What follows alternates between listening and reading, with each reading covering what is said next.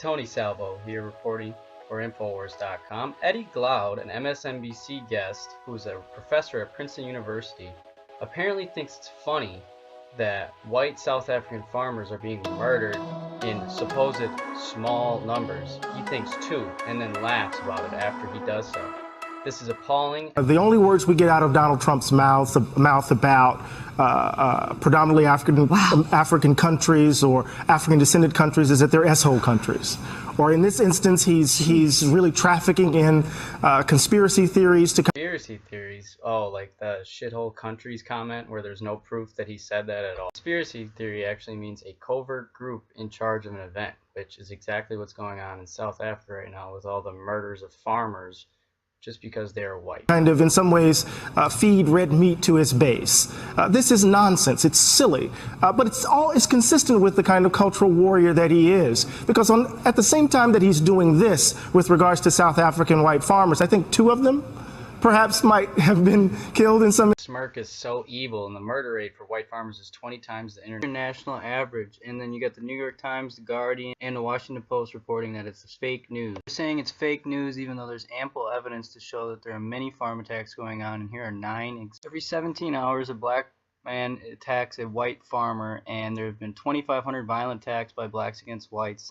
2,008 of these 2,500 victims have had mental problems from watching the gang rape of their wives and the murder of their family. Here are some examples. I would suggest not watching this if you have a queasy stomach. One person was dragged with a barbed wire from a vehicle for 1.5 kilometers while he was tortured. The second murder involves the rape of a woman and her husband was forced to watch, and then they shot them both and killed them. I think 2 of them perhaps might have been killed in some... Particularly gruesome, where he was stabbed over 150 times and his wife was shot, and his 3-year-old child was also shot in a similar fashion as his wife. Stabbing someone 150 times just because they're a white farmer is just ridiculous, and it appalls me that this Eddie Glaude thinks it's so funny. And there was another man who had a shower head shoved down his throat and then poured boiling water down his throat, and shot 3 times his wife in the back, and they both died as a result from loss of blood. And here are some photographs of them as they are dead now. Liberal media think crimes against white people are funny, and they laugh about them. I don't think anyone thinks it's funny when a 3-year-old... I think 2 of them perhaps might have been killed in some... Shoot to kill? Come on, sir. You don't come here with that tendency. Don't come here with that white tendency. Not yet. Shoot to kill? Come on, sir. Shoot to kill? Kill them. Kiss the poor.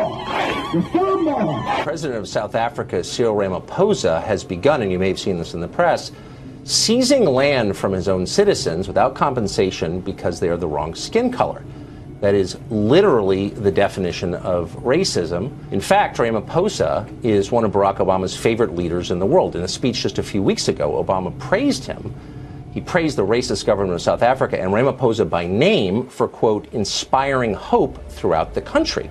Remember, it's just a conspiracy theory. The liberal media and Obama endorsed the genocide of white farmers in South Africa, even though it's just a conspiracy theory. There's nothing going on here. Just put your head in the sand. It shows the tolerance of America has gone way off the edge.